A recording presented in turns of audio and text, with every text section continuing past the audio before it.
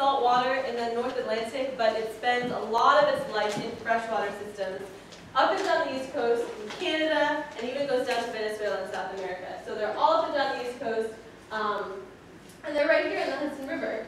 They're catadromous, which is just a type of migration. So like I said, they're born in salt water in the Atlantic Ocean, but they move to freshwater to grow up as adults, and then they return to spawn.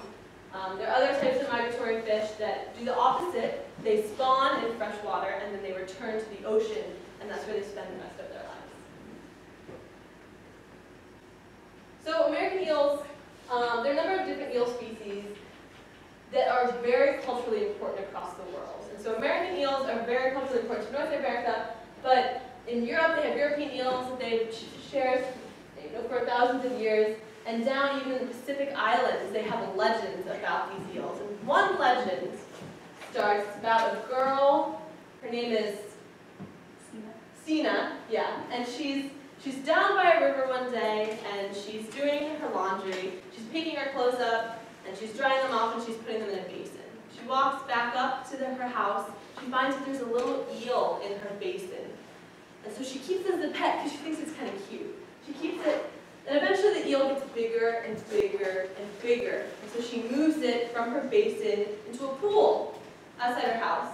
And she continues keeping it as a pet. She really grows to love this eel. She takes baths with it. She tells it bedtime stories. She hangs out with it. They're like good chums.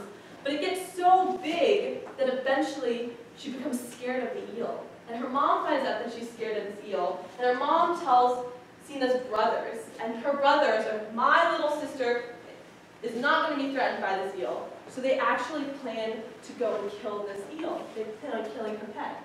And Sina finds out that they're coming to kill her pet, and she's cradling the eel's head in her lap because this eel is so big at this point. She's cradling this eel in her lap, and the eel asks that she grants it its last dying wish, and that is for its head to be buried in the ground. And so the eel dies from the fate of her brothers, and Sina buries the eel head in the ground. And every single day, she returns to this site, and she cries over the loss of her pet, because even though at the end of her life she was scared of it, she really did love it. It was her pet, they grew up together. She cries, and she waters the ground with her tears. Oh, so sad. And soon enough, from the ground, produces a very special tree. It's the first coconut tree. And so eventually the coconut tree grows up and starts producing coconuts. And Sina drinks from the coconuts. And if you look close enough to coconuts, you'll see the face of the eel. So when Sina lifts the coconuts to her lips to drink the milk, she kisses her pet eel. And that is the story of the coconut. How it came to. Yeah. So eels have been really important, and they're even, we even have our own legends, or I guess our history, our cultural history here in North America. So this is a photo of,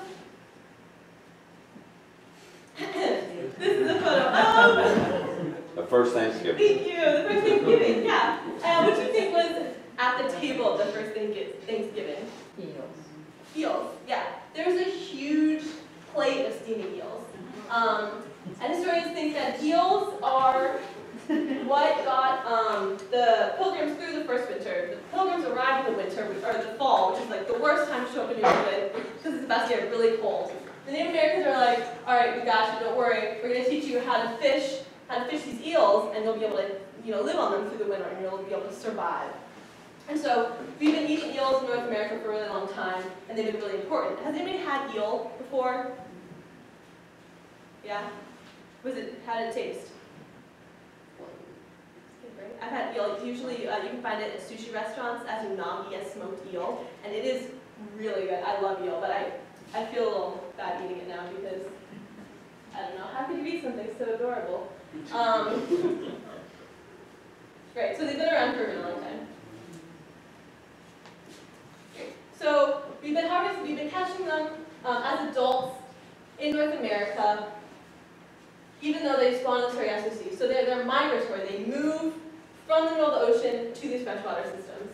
So they make these huge migrations twice their life. First, when they're born, they move to freshwater, and then when they want to spawn or reproduce, they move back to the Sargasso Sea. But unfortunately, eel populations are declining. And this is due to a number of factors that we're going to talk about in just a minute. So this is a diagram. They split up North America into a few regions. So you have the southern states, and it goes all the way up to the Newfoundland regions, and then you even have the lakes. So these are areas where all eels are found, American eels are found. And so these are, if you think of the circles, that's like how many eels you would find in this area. So we have a lot right in the Mid-Atlantic region. We have a lot up in Quebec in Canada. We have a few down in Florida, South Carolina, but not too many. And this was 1980 to 1984. So we have a good number of eels here.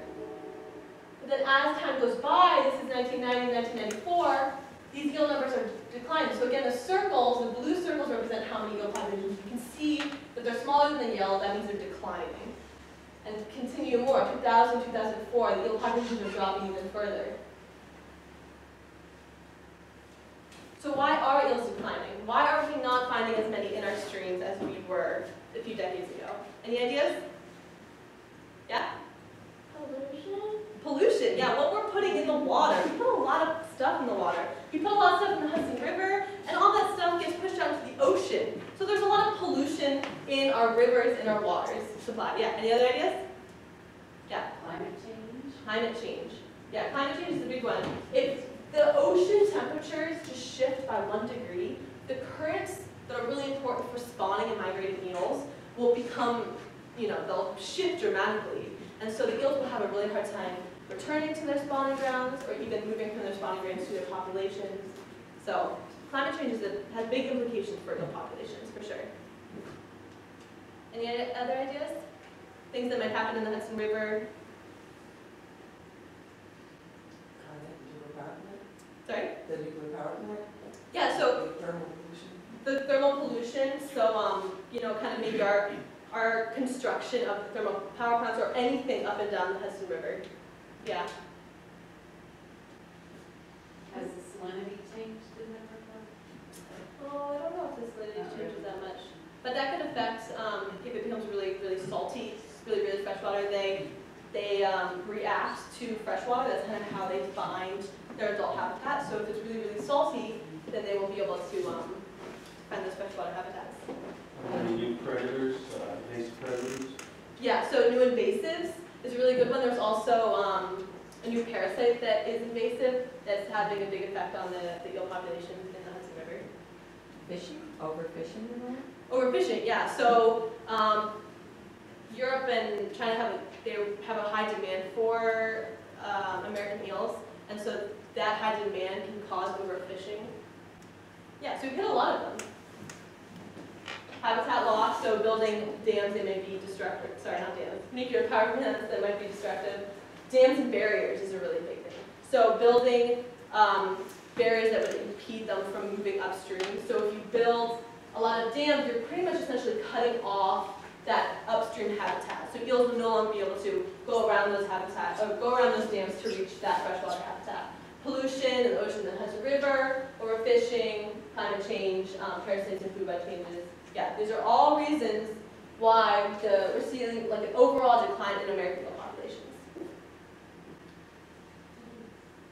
Great. So we're going to talk now. We talked about what's affecting the American eel. We're going to now talk about the life cycle. And so the rest of this presentation is kind of divided up into this scale right here. So I'm going to talk about leptocephali or eel larvae and glass eels, and then Sarah is going to finish the life cycle. And each cycle we're going to talk and kind of like tell a story. So just keep this in mind as we're moving through things.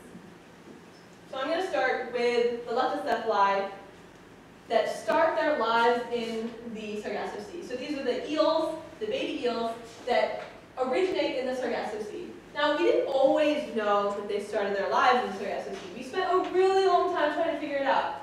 Not yet. So we spent a really long time trying to figure out where eels came from. Aristotle, ancient Greeks were talking about these. Aristotle thought that eels actually came from mud because he couldn't figure out where the eels came from. They would go to these streams, they would find adults, they would look for the baby, the eel babies, and they wouldn't be able to find them. And so he's like, where do eels come from? He'd look at the eel and he'd be like, that kind of looks like mud. Yeah, so we're going to assume that they come from mud. So we've been trying to figure this out for a while. It wasn't until 1921 when Johannes Schmidt set sail from Europe to discover, or try to find where eels spawn. He set out from Europe and he set out these nets. And in his nets he would catch eels. And as he was moving along, the eels in his nets that he was finding were getting smaller and smaller and smaller. And so he thought because they were getting smaller, they were also getting younger. And he was right. He kind of ended up in the Sargasso Sea between Bermuda and Puerto Rico, and he found his smallest leptocephali there, and he thought that this was a spawning ground of American eels, or of eels in general. And he was right. They do spawn some of the Sargasso Sea, but we still haven't figured out where exactly. No species or animal has been consumed to such an extent as the American eel and has been studied for such a long time, but has remained so mysterious to us. We have been talking about these eels, we've been eating these eels for thousands of years, but we can't figure out where they spawn because it's so difficult. It's so hard to track them, it's so hard to go into the middle of the ocean and find the exact location of the spawning ground. So these are still, it's a big mystery for us. So I had the opportunity to study eels when I was in college. I did a program called SCA, Sea Education Association Semester. And I was living and researching and studying on a ship, the Corinth Kramer.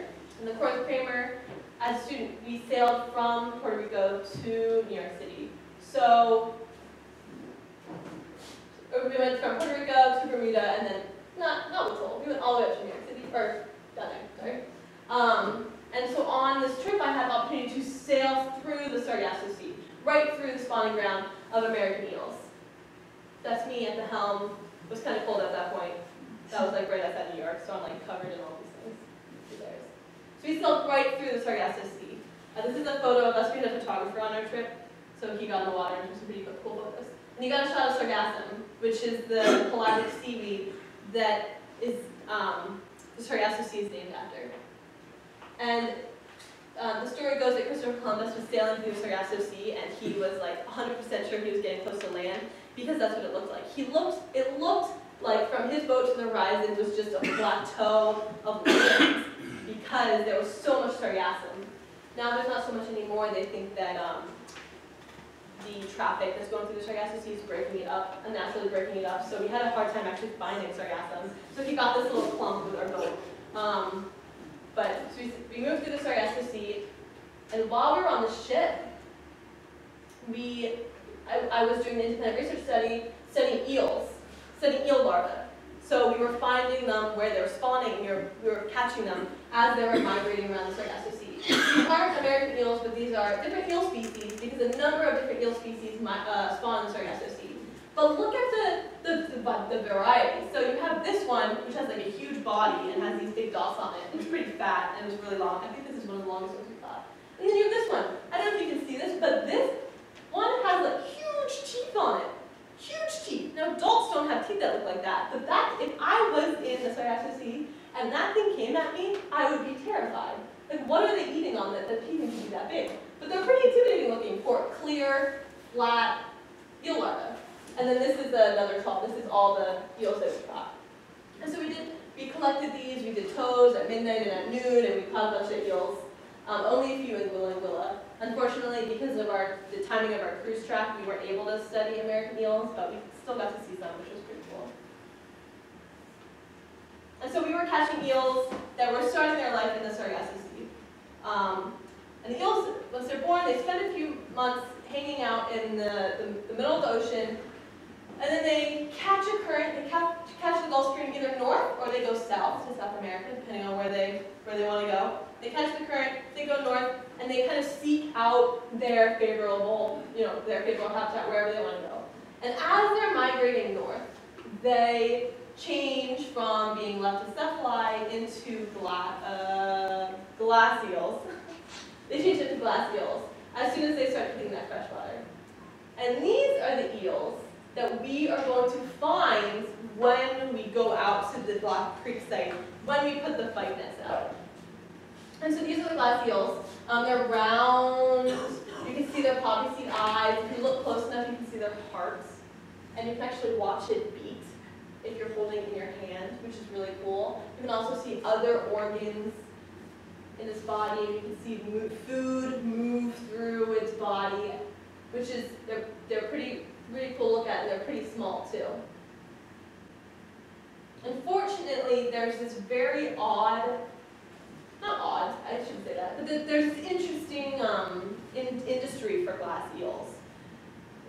Right now it's only legal in Maine, so there's a glass eel commercial fishery in Maine. And what, I don't know what to call them now, fishermen? Yeah. They catch glass eels as they're migrating upstream. They catch them and they send them to China. And there in China, they grow the glass eels into adult eels. And then China sends them to Japan, and Japan manufactures them, and then they send them back all over the world. So if you've had unagi, if you had smoked eel in a sushi restaurant, the odds are it was caught in Maine, sent to China, sent to Japan, sent back over here, which is an interesting commercial trade. But the demand is so high for these glass eels because sushi is in high demand. The demand is so high, the supply is so low, that last year, 2012, you could sell glass eels for $2,200 a pound. Now that's a lot of glass eels. That's almost 1,000 glass eels. So it's about $2 for a glass eel. But people were making a lot of money off of collecting these glass eels and distributing them across the world for aquaculture centers. I'm gonna pass. We have glass eels here, not glass eels. They're about a year older than glass eels. Yeah. I'm gonna pass that around. Yeah. When you catch the glass eels out in the ocean, do you catch them on the bottom where they got the water level or the surface? Or That's a good question. We actually, during the day, they're deeper to avoid predation. And so if we're catching them at noon, we send our nets fairly deep into the water. I think like 140 meters was our target depth. And then at night, they vertically migrate up towards the surface, and so we catch them shallower. So I think at not 40 meters, I think it's shallower than that. But they do this this migration every single day based on the sunlight. at the very bottom in the mud still? We didn't go that deep. I don't. You didn't dredge the bottom? No, we didn't dredge the bottom. The sargasso sea would be really deep. Yeah, it's like 15,000 So feet down there. upper water level. Yeah, yeah. And I don't know if we would run that deep. I don't know if anyone's sampled that far before. I think so. It's hard to sample out the ocean. That's part of why there's so much we don't know about what's going on in the ocean. It's like, the big mystery is once they leave the rivers, what happens, and it's just because it's like searching for a needle in a haystack. You're searching for something this big that's see-through in the whole ocean. Yeah. It's, And they're really good swimmers, so it's really hard to catch them sometimes. And it also takes a lot of time to put out a net because you're moving, so you have to put out a lot of wire for it to go down. So they're hard to study. Oh yeah. So the elvers or the larvae are in the Sargasso Sea, and then the glass eels are leaving the Sargasso Sea and they're migrating up to wherever they're going to go. Is that correct? Am I correct in that thinking? well, so it's all, just to clarify that it's all the same species. These Right. are just different names of different life stages. Mhm. So this life stage, they're called leptocephali, and the reason they have their own kind of Latin name is because for a long time they were thought to be a different species because they look so different. They don't look Right. like eels until I think it was an Italian scientist that kept a leptocephali in a tank and saw it grow into an eel before we realized, oh, these are actually just larval eels. That took a while, so that was the first step. And leptocephali means like thin head because they had that thin head and a big body. Yeah. Is the European eel the same eel that the Europeans eat? Well, they have, there's a different species called the European eel also. That comes from Yeah, so Same. American and European eel actually both spawn in the Sargasso Sea, in addition to a few other species of eels like the ones that Grace was catching. And both species, American and European eels, will ride along the Gulf Stream, but American eels would peel off down here, and then European eels continue all the way around. They're the same species, they just gone to a different location. They're two different species. They're two different. They are two different species. What's really weird and interesting is that right in the middle of the two ranges, like Greenland, Iceland, you can get hybrids of the American two, genetic hybrids, which Uh-huh. is weird. Oh yeah, so I left your question. So we got leptocephali, and then they float along ocean currents as these larval leptocephali, and then somewhere off the coast, that's when they transition into glass eels. And then when they're coming up into estuaries and into rivers, they're still see-through glass eels. And then the more time they spend in these freshwater environments, they'll start to gain some pigment to blend in with their environment. At that point, they're called elvers. There's like way too many names for these life stages that it's unnecessary. There's a lot of them, and we're gonna add a couple more to this list too. Yeah. Well, question, if they spawn on the Sargasso Sea, why are the hybrids only found up around here? Well, that's like the edge of the range of the two species. So the reasoning behind that is actually still not really known. The hybrids are a really weird thing. It might have something to do with like the time spent on the currents. Yeah, and so they end up halfway between the American and the Where do they European. make? In the Sargasso Sea or north before they make the trip back down? Where do they mate? Yeah. Both species would be in the Sargasso, but different locations, different parts of the Yeah, Sargasso, right? I mean, they do have different separate spawning grounds. But sometimes there's but the hybrids are really weird. I don't know that much about them. It's a very, very strange little tidbit of eeliness. Do they, when they, I might be jumping ahead, I'm sorry, but when they come back, when the glass eels migrate back, do they migrate back to the same place that their parents came from? Okay, so eels do have the same kind of homing mechanism that like salmon do, where they go back to their natal stream, but eels have the opposite life cycle of salmon and other sturgeon, shad, other migratory anadromous species. So because they're born in the ocean, they actually home back to the Sargasso. Now, do they go, like if their parents were from the Chesapeake, are those glass eels going to end up in the Chesapeake? The answer is no. Okay. So they're randomly dispersed, and they're also, the population is panmictic, that's a fancy word for its one genetic breeding population. So an eel from Florida and an eel from Canada could mate very happily, and then their offspring could end up in the Chesapeake. Like it doesn't matter, they're all one population, actually. So along the whole coast, which is pretty weird. They don't have separate sub-populations, yeah. You say the hybrids are weird, the parents or the No, I just mean the fact that it exists Oh. is strange. I mean, and really, there's so much about the eel life cycle that's just weird. They're weird animals. They do the opposite of most migratory fish. You know, like I said, so you got salmon, sturgeon, shad, river herring, striped bass, all these animals that have the opposite life cycle. And eels are like, nah, I'm gonna do the literal opposite of that. So they're pretty unique in almost every way, honestly. I haven't thought about that. Does it take the European eels longer to get to Europe? Yep. So do they arrive larger? Yep. Statistically? Yep. And more elverish attributes? They won't, they'll still be see-through, but they will be a little longer, they'll be a little bigger. But they'll still start to gain pigment after they come into the rivers. After the change. So in the ocean, they still come in as glass eels. They're just a little bigger. The leptocephali get a little bigger because they've spent more time out in the ocean growing. I'm thinking about that study Alicia did that found that as the spring went on, they actually shrunk in size and weight, as if they were, using up their own resources. Yes. So migration takes a toll.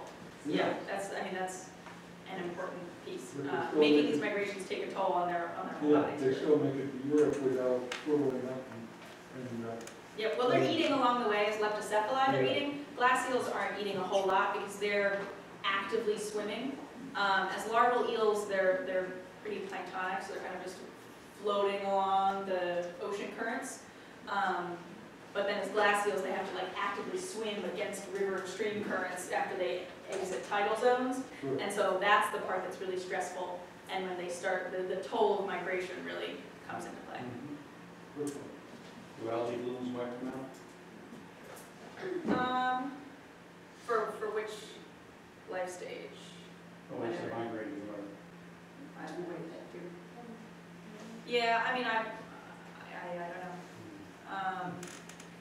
They're, in general, eels are pretty tough, like across the board in terms of tolerating various things. They're pretty hardy, which is one reason why they make great education and outreach animals, because you can like take them around with you all day in jars and they'll be just fine. But that means that goes across to water quality and other habitats. They can be in all kinds of different places, and there's a lot of plasticity in their behavior. They have many adaptations to deal with lots of various things that might harm them. Okay, any last questions about this ocean and coming into freshwater park? 'Cause we're gonna... Are they ancient fish like sturgeon? Yes, they are. I mean, yeah, they're very old. They have this primitive snake-like body form. That, there are eels that have looked like that for a very long time. So, Sarah, that black line as the adult, they actually do go that far out to the ocean to migrate. Yeah, so we'll get to that part. So now this next bit that we're going to talk about is a life stage called yellow eels. So more jargon, more life stage names for whatever reason. Yellow eels are the freshwater residents. And actually not all eels need to go into freshwater to complete their life cycle. There are some that will stay in marine waters their whole life. So that just goes to show that eels, again, have a lot of plasticity in their behavior and do all kinds of things. And so for yellow, you can see that right there. Yellow eels are what they're called when they're living in freshwater, rivers, streams, the places around here. We'd be catching yellow eels. So just to go over some of the research that we do on yellow eels, which are, again, stream and river residents. Here are some people, they're electrofishing. So he has a backpack on, and this ring right here is an anode, and then he's got a tail, it's a cathode, and there's an electrical current that comes out of that backpack and it flows around the person who's wearing the electrofisher, and that's a way to really efficiently catch fish in a stream. You shock them. But it doesn't hurt them, you just stun them, very low grade shock. You stun them for a few seconds, and it helps the eels come floating up. And you can scoop them up easily, and then they recover. They recover very quickly. So this is part of some research that we've done on how barriers impact eel populations up and downstream. And we've looked at how different types of barriers, dams, culverts, natural barriers like waterfalls, all those things. Here's just an example of at one site how a dam, for this one, impacts the number of eels above and below that dam. So above, you catch very few eels upstream of that dam, whereas downstream at the mouth of the dam, you catch many, many more. And this is true across the board. If there's going to be a barrier that's going to impede how eels can move upstream, it has about an order of magnitude impact in the difference of the eel numbers caught above and below. So like if you catch 10 eels downstream, you'll probably only see one upstream. Whereas historically, before those barriers would have been there, they were spread out, had plenty of room to happily live. And eels are actually really antagonistic with each other. There's a lot of competition. The eels will eat other eels if there's a big enough size difference. We actually brought, so we had those little eels that we showed. We also have a yellow eel today to show off. So this is a bigger eel, right?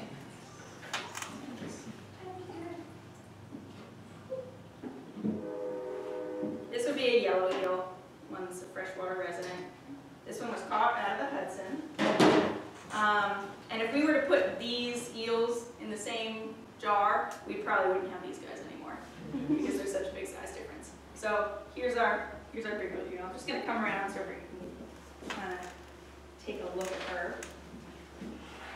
And so I say her, I'll get into that in a second, but female eels get to be much larger than male eels. Yeah, this is not as big as they get. They can get bigger than this. They'll also live longer. They're stronger, they're tougher, they're just generally better. But why might it be beneficial for a female eel to be bigger than a male eel in the eel world? Why would females need to be bigger? She's tougher and she can last longer to get back to the Sargasso Sea and have her babies. Yeah. And lay eggs. Yes. So it's the eggs. That's the key difference between the animals. Is that the female eels need to have lots of body mass to not only make that journey back to the Sargasso, but also to do so while holding millions of eggs. So here's our little stuffed eels, just to show the differences. This is about the maximum size that a female American eel could get. And this stinky one right here is about the maximum size that a male eel could get. They both need to go back to the Sargasso to spawn, but females need to support millions and millions of eggs while doing so. So that's why the females need to get bigger. So they'll stay in streams for, females can be 20 or 30 or more years, which is a really, really long time for a fish to live. Whereas males are more like 5 to 10, because they don't have to get to be as big. So that was a little side note. So here shows how barriers can impact eel numbers, and then what are we doing about that? Here's something that we're doing about it. We have built these low-cost eel ladders to help pass eels above dams and barriers to their migration. So here's a dam right here, and we've got our little eel ladder. And what it is basically a tube with some netting in it into a trash bucket. And what we do is we have teams of volunteers, like this guy right here, and students that come out and check the trap to see how many eels have come up. And we put it right at the base of a dam, because like that data showed, right at the base of a dam, there's usually a high density of eels where they're getting stuck there. So we want to help them move upstream and get around that significant barrier to their migration. So we work with students, like here's a couple Austin High School students, and they did experiments looking at different substrates to see how that would impact the size of the eels using the ladder. So we have a lot of different projects going on various life stages of eels. Let's go to the next one. So that's it for yellow eels, freshwater residents. Everybody, any questions about those ones? Life stages? No, okay. So now we're going to move to the sexually mature adult life stage. So this is the silver eel, and they're called silver eels because they get kind of a silvery color on their belly. So this one is supposed to be our big female silver eel. They get a silver color on their bellies, darker on their backs, more black. Their eyes get bigger, and all those are changes and adaptations to get ready for the ocean environment. So they've been happily camouflaged in the river. You know, they're kind of brown, green, yellowy color. This eel actually only has one eye, but pretty small eyes. And then, as they're getting ready to go to the ocean, they'll go through a set of changes, and then migrate back to the Sargasso Sea. So again, home, back to the ocean where they were born. They only spawn one time. So they go out, spawn once, and then die. And it's really interesting that actually they stop feeding on their migration. They don't eat anything. And all of their energy just goes towards getting there and, for the females, supporting their eggs. So their digestive tracts even start to atrophy.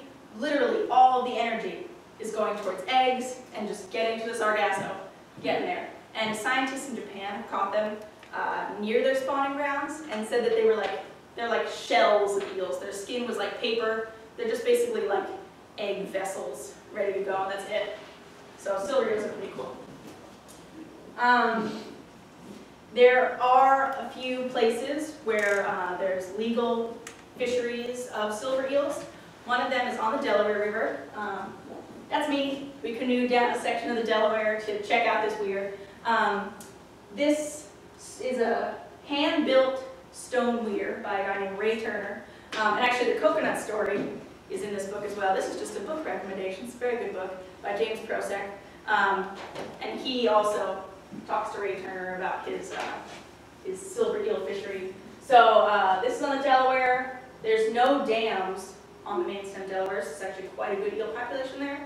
And the way this weir works is these stone V's guide the eels into this trap. And down here there's a little hole, and the eels are attracted down to the bottom. And then on this other side there's traps, boxes that they can go into. And he has a smokehouse there, so Grace talked about smoked eels earlier. If you want to try a local smoked eel, you can go over to Hancock and buy one during the fall season. So this is during the fall migration when they're coming out. The springtime is when glass eels, the little juveniles, are coming up into freshwater systems. And in the fall, during big storm, big rain events, that's when they leave freshwater to start heading back out to the ocean. Okay, so Grace was talking about before how nobody's ever seen adult eels spawning in the Sargasso. And scientists in both Canada and Europe have tried to tag eels. This is a pop-up satellite tag. So what they'll do is attach this to the fin of an eel, like in this picture, or to the back of an eel, really. The way these tags work is this is mainly just float. That's the main purpose of all this stuff. Is you program the tag to pop off at a certain time. It'll float to the top. Then the data gets sent to a satellite and then emailed to you, and you get all the data that this tag has been logging. And it'll give you depth, salinity, temperature, and the location of the eel. So a lot of really great information. So people have been trying to tag eels and track them back to the Sargasso. But these eels these tags are really big. So the eels need to be really big to be able to handle this much of a tag on them. So it looks pretty silly, actually, how big this tag is in relation to the size of the eel. They tagged a bunch of eels. These tags are also not cheap. They tagged a bunch of eels, and one individual had data, the next one, where they were able to track it to the northern edge of the spawning ground. So like this box right here is the spawning ground, and this is when the tag popped off. So this is the first time, and this is also fresh, brand new science. This paper was published just a couple months ago. So this is like hot off the presses stuff. So they were able to track that eel. They caught it in the St. Lawrence, then released it in Nova Scotia, because the same group of scientists had actually done this a couple of years ago. And they caught the eels here and released them here. And they found that here, in this part of the water, the eels were just being eaten by sharks. Like, they lost all the eels. They were all getting eaten up. And that's probably because they have a big thing like, hey, predators, look at me. I've got a giant tag on. Come eat me. So they decided to help the eels out, let them go off of Nova Scotia. Again, most of the individuals either had the tag lost, the eel was still eaten, or just the data wasn't recovered, the tag popped off too early, any number of things. But this one individual they found, and they were able to track it, and the way it migrated, it like kind of heads in the wrong direction, follows towards the Gulf Stream a little bit, and then at some point seems to know, like, oh, I've gone too far, and goes back just a little bit, and then heads straight south. So this is the first time that we've ever seen a migration route of silver eels. And this is just one individual. There's only so much you can say from one individual, but this is still really exciting, cool stuff. And we got some other information from these tags. So this is depth profiles. And like Grace was saying before, the leptocephali move through the water column in the ocean. This shows that every day, these big silver eels, these sexually mature adults, are making really long distance vertical migrations daily, which is pretty crazy. And earlier we also talked about the fact that there's an invasive parasite, so a new parasite to American eels that has been implicated in part of their population decline. And that parasite lives in the eel's swim bladder. And impairments to their swim bladder could be really important for this life stage, for when they're going up and down and they need to regulate where they are in the water column. Might not do much when they're sedentary yellow eels just living in fresh water, but when they're going out in the ocean to make these migrations, that's when it really, really matters. So again, this is still just data from one eel, and we've already learned so much from just this one individual. Very, very exciting stuff. I personally also just wrapped up a research project looking at emigrating silver eels, so eels that are leaving tributaries. And my main sample site was the Indian Kill, which is right at Norrie Point in Statsburg. And we picked a small stream. Whoa, hey! Somebody's waking up. Hey! All good, we got Lynn. That's the Lynn's part. Thanks for the shout out. She's like, I have had a long day, you guys. So this is actually a funny side note that eels, you can see, are really good at getting out of things. They don't make very good pets because they're nocturnal, so they're most active at night when you're not looking at the tanks. They want to hide under things, so if you have like rocks or something in your tank, you'll never see your eel again. I might put it back in the cooler. And they can also like jump out of tanks. So you might wake up in the morning and have a dried up eel on the floor. But the cool thing about eels is that they can actually absorb oxygen through their skin. So as long as their skin is wet, they'll survive outside of water. So 9 times out of 10, you'll put that eel back in the tank and it'll be just fine, which is really weird. Most fish, you take it out of the water for a minute and it's dead. But like I said before, eels are really tough in many different kinds of ways, and that's one of them. And that actually helps them even be able to get around barriers to their migrations. They can climb out on land. On a wet night, if the land is moist, they can crawl around barriers to get upstream. So they're very uniquely adapted. She's just a crazy eel. Okay, so we used this kind of net, it's called the fight net. We're going to talk more about that in a minute. But we put it at, we covered the whole width of the stream only in the fall during large rain events. So we targeted nighttime migration when we knew that silver eels would be moving, and we wanted to catch eels on their way out and then compare the transition from the yellow eel to the silver eel. So that's what we were looking at. How many eels were leaving the system and what kind of physical changes they were going through. So again, I said their eyes get big so they can see in the water column. We also saw their fins get longer, their head shape changes a little bit. So they go through some physical changes, and I was looking at how those changes move from yellow eel to silver eel. Okay, so our next slide takes us to how you guys can get involved in eel research. And we're studying, in the springtime, incoming migrations of glass eels. Before we get into that, are there any questions about all that? We just went through the whole life cycle, talked about a bunch of different things. Any follow-up questions? Yes? What do they eat along the way from the... Yeah, so it depends on their life stage and their size. When they're young, they eat really small things. I mean, across the board, they're generalists, so they'll eat just about whatever they can get. But when they're small, they'll eat little macroinvertebrates, little crustaceans and things, and then they're actually a really important food source as glass eels and larvae.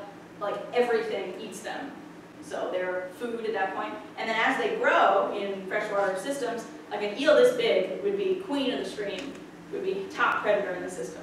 And so when they're big, they eat other fish, other eels, crayfish, macroinvertebrates still, but really just whatever they can get their mouth on. Other questions? Yes. Where are they breeding? Where are they breeding? Yeah. In the Sargasso Sea. So out in the ocean, out in the Atlantic in the Sargasso Sea. Yes. Is there data, I know we're talking about the culverts and dams, is there data that pre-dam in any particular area that's showing that perhaps it's causing mortality because they're not going further upstream? Yeah, so I mean, in some places, It depends on where you're talking about, but in some places, the building of dams is fairly recent, so there would be historical data. There are some records of catches from Native Americans or early Europeans and things, but these would be sparse, like, records. But you can tell that there's a really big difference from those. When you look back at old records, like these rivers and streams all along the coast would have been full of eels. They would have been a very high percentage of the overall biomass, fish biomass. And there still are a lot in the river. But if you think about what it would have been, it's mind-blowing. There would have been much, much more. So yeah, they are being impacted. So the recent eel data that shows going up and down the water column, was that daily for food? I missed why that was happening. They actually are not eating at that point because they've stopped eating. So it's a combination of predator avoidance, and part of it in the early stages is also they can like test salinity levels. So part of it might be for finding the spawning grounds, figuring, kind of feeling their way. But it's also predator avoidance and regulating the metabolic, the toll of migration on their bodies. So they're using the water column in a variety of ways, actually. There's a number of different reasons why they do that. Any other questions? Okay, so we want to get local now. This is that was a map of the Hudson River watershed. It's big, okay. Which is all the land, it's a little washed out, isn't it? It's all the land that drains into the Hudson River and then goes out to the Atlantic Ocean. So we are going to talk about a citizen science eel monitoring program. So that's getting volunteers and students out in their local streams, collecting data on this species where the populations are going down. There's a real research and conservation need. So this is a chance for anybody, really, to get involved in real science research. And this is the kind of nets that we use for this glass eel monitoring. So we put them in the stream. The trap is right here, and at this part, there's actually an exclusion mesh. So we're only going to catch little eels like are in the jar. We won't catch the big eels in the net that will be flying out of our tanks. So it's specially designed to only catch little eels. We have volunteers check the nets daily, take the eels out, count them, weigh some of them, and release them upstream, and also take a few environmental conditions like temperature, things like that. So we have several sites from New York City all the way up to Albany. One of our sites is in a Scenic Hudson Preserve, so that's Black Creek in Esopus. But if you're interested in volunteering at any of these places, just come talk to us afterwards or take a flyer. It has our email on it and our website, so you can just get in touch with us. Yeah, so Prosaic is in Newburgh, right across the river here. So really just think about if you want to come out, whatever site would be closest to you, and we can get you in touch with the right people and figure out how to make that happen. So let's go there. The project's been going since 2008, this specific citizen science glass eel monitoring. And in that time, we've caught and released over 250,000 eels, which is a lot. And each year we have about 500 volunteers across all of our sites. So if you want to join in and volunteer, you'd be a part of a pretty large network of people getting out, putting on waders, getting into the stream, and counting and recording eels.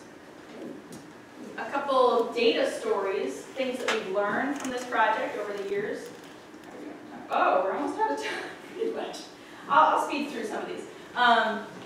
So the first few years of the project, we were catching pretty low numbers of eels on a daily basis. So this is average eels caught per day at all of the sample sites for every year. Then in 2012, we were like, oh my God, so many eels. Yes, in 2000, it's like, Dave's a part of this project, let's get in there. We caught way more eels. And then in 2013, whoa, even more. And it's gone down a little bit some. But we have actually already put out a couple of our nets this year, which is crazy early because we had such a mild winter. We have a net out in Staten Island already and a net in Westchester County. And in Staten Island, for the first week or so, they were getting 0 eels. 1 eel for like that whole week. Then, a couple days ago, 114 glass eels.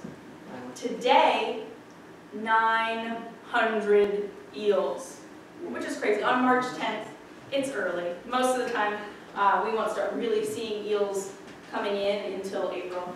I mean, we have had earlier seasons in the past, but still, it's like, whoo, we gotta get all of our nets out. So we're gonna start moving and grooving on getting the rest of our nets upriver. Like tomorrow, we're putting out 2 more nets. So if you want to come volunteer, we're ready to start. What's happening now?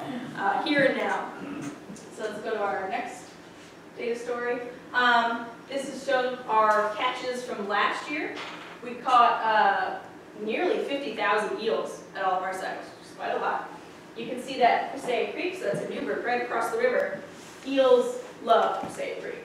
They caught over 20,000 eels, lots. And there's still a lot that we don't know about why eels are choosing one stream over another. We've looked at some things like habitat quality, watershed land use, but there's so many factors coming in at one time that it's really difficult to pick out just one reason. But one might be, go to the next one, that it seems like there's something that's happening right here. So this is our sites going from south to north, and well, I'll see. What do you guys think? Is there anything that's happening in the Hudson River that might cause differences between our site in Westchester County to our site up here, just across the river in Newburgh? So there's the bridge, salinity. I mean, salinity is definitely true. There might be the salt line coming up. Tidal influence. Yeah, so there would be tidal. We put our nets near the head of tide at all of our streams. There should be similar. Use the same equipment every year and put in the same exact supply. Yes, that or close. I mean, streams change year to year, so we try to keep it somewhere in the same, it's close year to year. Yes, so maybe the substrate, that could be. One hypothesis that we have, this is just something that we're thinking about, is that in this part of the river, there's the Hudson Highlands. And the river itself gets really skinny there, really deep there. So south of the Highlands, the populations over time, this is just last year, but this is true for years and years, the numbers are pretty similar in all those sites. And then something about Passaic Creek, it's crazy high. And what we think is that the eels, as they're coming up the river, they're like, oh, maybe I'll come into a stream in Westchester, oh, maybe I'll go into Rockland County. But then they have to go through the Highlands, and it's like this chaotic place where it's really deep and it's really skinny and it's tough. And they're like, ugh, I hated that. And then they go off into the very first stream that they can after that, which is the Passaic Creek in Newburgh. They're like, ugh, get me out of here. And they run in. And then after that, there's kind of a nice step down, where as you go north, there's less eels, which is like, oh, it's tapering off because they have to go a further distance. So that's our kind of one of our working hypotheses about why they choose that stream. Yeah. But you know, I looked at the data, and it was a couple of years ago when they all went all the way up and across the creek. Yeah. So it's different. It's different every year, Yeah. and we don't really know. Is the actual answer. Yes, We don't really know why they're doing any of this stuff. Yeah. But that's why we're collecting data, trying to figure it out. Exactly. Yeah. And the difference between rural streams and urban streams. Yeah, so I mean, the urban streams are sometimes our highest catchers. Like, I mean, Passaic is right through Newburgh. The Fallkill Creek in Poughkeepsie usually gets a ton of eels too. So they don't seem to care about cities or rural areas or anything. Yeah. Is the speed of the current running downstream in the Hudson Highlands higher because it's narrower and deeper? So is the water run faster? Yeah, I mean, it could be, yeah. So they're working up against the faster current or something? Yeah, they do ride the tidal cycle. That's one thing that they avoid when the tide is going out. They'll just kind of hunker down and then wait until the tide is in their favor to migrate. So they do, I mean, they want to take the easiest way in every situation, except for the fact that they migrate from the ocean. That's not the easiest way, but they do that. And in every other way, they're like, let me take it along the bank, the easiest low flow route, all that kind of stuff. So maybe we'll just skip through some of these other data stories because it's getting a little late. But let's skip through this stuff. I I mean, if you have questions, we can get into it. We can get into all You this. better talk about the lunar cycle. Gotta tell them about the lunar cycle? Okay, let's do the lunar cycle. For Dave Lindeman, let's do the lunar cycle. So we see peaks of glass eels coming into streams around new or full moons. Why do you think we might see that? What's happening at a new and a full moon? Higher tide? Higher tide, exactly. So that's spring tides when the tides are the most extreme. So there's the highest high tides, also the lowest low tides. But like I said, they're going to ride that tidal cycle to their advantage, and they're going to take those extra high tides to move up into streams. So we see sometimes, not always, sometimes it's pretty fuzzy, but like you can see, these are new and full moons, that the peaks will be somewhat around those areas, as opposed to right in between them when the tides are less extreme.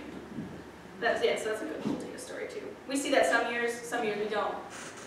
You know, sometimes there's things that are blocking from seeing that. So this is just to show that the project is a lot of fun. We have high school students, younger students, community members, retirees. We've got everybody involved in getting out to their local streams and catching eels and being a part of their community with other people that live nearby and are interested in what's going on in their creeks.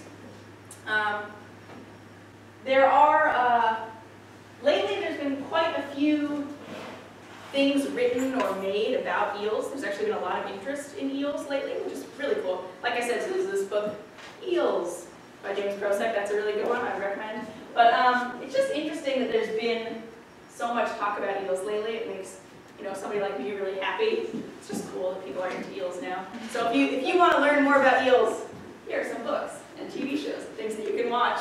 Lots of resources out there. Let's go to the next one. So to wrap it up, if you're interested in volunteering, come talk to us.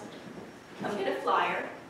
And like Anthony said at the beginning, we're actually going to have a field training at Black Creek. So at Black Creek Preserve in Esopus next Saturday, March 19th, from 10 a.m. to noon. So if you're interested in seeing what it's all about, you can just come, try it out that day, see what you think. We'll be there talking about what's happening in the stream. And that's all we've got today. So are there any questions? Follow-up things? I just had one question about I thought the eels stayed more in the river. When they go up a stream, are they staying up in that stream? They're not going back into the river? No. When eels pick a place, they tend to stay there. Stay there, okay. So there are eels that stay in the river all the time. Okay. There are eels that stay in streams all the time. There are eels that stay in a lake all the time. Wherever they end up, that's where they stay. They stay there. Until they ready have to to go out back to the and ocean, spawn. and then they Right. go one time and they leave. Okay. And like I said before, there are even eels that stay in marine waters their whole lives. There are ones that hang around New York Harbor for. And they just decide this is where I want to be. Yep, for whatever reason that may be. That's another one of those behavioral plasticity. Who knows why an eel chooses where it wants to live. But once it does it, it's pretty sedentary. Yeah. So they leave the streams in the spring, you said? In the fall is when they leave. They come in the spring. So, yeah, do the ones more north leave earlier? So do they all kind of meet up in the ocean? Yep. So they want to they want to be there at the same time, so that when they leave will be slightly different, and also when they come in is slightly different. So you start catching eels earlier, further south, and then moving on up. And that's part of why we install our our New York City net first, and then work our way up the river. I was just wondering if there was any correlation between the breakup of the Sargasso seaweed and the diminishing numbers of eels, if that's a cause of, It's been suggested. Yeah. It's still the breakup of the Sargasso is still also very little to know about it, so they're still trying to figure that out as well. So drawing correlations between the two of them, I think that's the validity of data. Yeah. But it's been suggested that depletion of sargassum weed would impact their spawning as well. But there's so much we don't know about what's going on out there that it's hard to say for sure. Do you think they may catch a lot of them catch a free ride in the sargassum seaweed as it heads north on the Gulf Stream? It's a good place, it's a good place for him To hide out. Yeah, sure. Yeah. Well, what do you think? You were out there. You might know. Well, there's a lot of stuff that goes in the Sargasso, so if they were hanging out, I think it would probably open them up to predation more. So it would probably, they would be able to hide, but it would also. Other things are hiding in there. All things are hiding there, all things are eating there. Yeah. So it would be a Trade-off. yeah, trade-off, exactly. Yeah. Any other burning eel questions? Are the changes in their populations also pretty much all the other species in rivers? Does it all kind of go together? There have been global declines of all migratory freshwater species. So there's several different kinds, like American eel, European eel, there's 2 in New Zealand, Japanese eel, there's several worldwide, but they've all shown declines. Because they're all, I mean, there's dams and barriers to their migration and, all over the world. And that's true for other fish too, pollution, I mean, people have really just changed the landscape a lot, and that's being seen globally. Has anybody ever caught eggs floating on the bottom, or Not that I know of. where do they hatch? Do they hatch on the bottom, or just floating, or No one knows. That's the big mystery part. No one has ever seen eels spawning in the wild. So, who knows? We don't know. That's like one of the holy grails of eel biology. So if you guys want to be eel scientists, figure that out and you'd be rich and famous. Maybe not so rich, but famous for sure. Famous among eel scientists, which is the coolest way to be famous, right? But I can't help, like, the moment that we find out where the spawning ground is the moment that we just, like, their whole population, we could just destroy it. Sure. It's true. But it's a double-edged sword. Yeah. That's true. That's true. Yeah. I just have a really quick geography question. What parameters do you go to the Sargasso Sea? I don't know specifically the names of the currents, but it's 4 currents. It's the Gulf Stream, it's that other one, it's that one that goes south. There's a gyre, Yeah, so it spins. And actually, there's like a higher point to the Sargasso Sea, which is kind of hard to like think about, but there's a part of it that's higher because it's spinning in a circle. And so that those currents actually create a physical barrier. And so the eels that I was studying, there's a big current that was running up and down the water column, and now it's actually causing, it was like a mountain range for the breeding, for the spawning ground. So these currents around the Sargasso Sea are like almost like big mountain ranges that circle. Are there any equivalents in the Pacific Ocean? Yep. Yeah, so there's Japanese eels, and there's an equivalent kind of, I don't remember the name of the sea, but there is a gyre, Pacific gyre, where they spawn in the Pacific Ocean as well. So that's where Japanese eels spawn, and New Zealand eels and things like that spawn in the Pacific. Yeah. And moray eels that you find on reefs, they also spawn in Sargasso Sea. So there's a number of different eel species that spawn in the Sargasso Sea that we're also talking about. So one more question. Are the adults that are swimming to the Sargasso, are they still good eating fish? Or do they- Well, I mean, I don't know about ones that are full of eggs, that are just like all egg. Sometimes but- biologically it changes. Yeah, but right before, like when they're leaving, that silver eel fishery, that's when Native Americans would catch them. That's like prime, because they're big, they're fat, they've got all these fat reserves to make this journey, and then you catch them and you're like, I'm gonna eat all that fat reserve. Yeah, that's like the time that they're probably the best eating, actually, right before they're ready to go back. It's fun. Yes. As a silver eel gets darker, don't their eyes kind of glaze over and they become bluish? Yes, Is and their they get bigger, eyesight too. changing? Like, Yeah, it's so that they becoming can blind? It's actually so they can see better in the open water of the ocean as opposed to like a smaller area. But the eyesight is not an eel's primary sense that they're using. Their sense of smell is actually really, really good. Since they're mainly out at night, they don't rely on their sense of sight too hard. But yeah, their noses are really, really good. Okay. So if you're interested in volunteering, come talk to us. We'll get together. And thank you for listening. Thank you.